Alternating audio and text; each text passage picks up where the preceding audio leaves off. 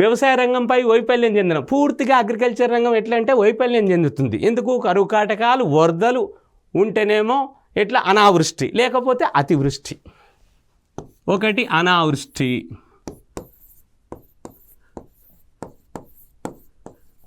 లేకపోతే రెండోది అతివృష్టి.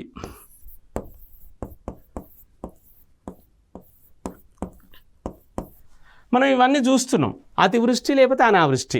పంట చేతికి వచ్చే టైంలో వర్షాలు, పంట మార్కెట్ల మీద ఉంటే వర్షా ప్రభావాలు, పంట అంతా కొట్టుకపోతుంటుంది. ఈ విధంగా వ్యవసాయ రంగం కూడా వైఫల్యం చెందింది. పరిశ్రమల మూసివేత, అనేక రకాల పరిశ్రమలను మరి సరైనటువంటి మరి క్యాపిటలిజం, మనకు పెట్టుబడి లేక, మరి జీతాలు ఇవ్వలేక, ఎక్విప్మెంట్ లేక వాటిని మూసేయడం జరిగింది.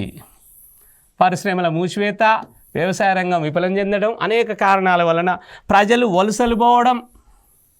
ప్రజలంతా తమ రోజు దైనందిన అవసరాలు తీర్చలేవు కాబట్టి వివిధ ప్రాంతాలకు వలస వెళ్ళిపోతున్నారు.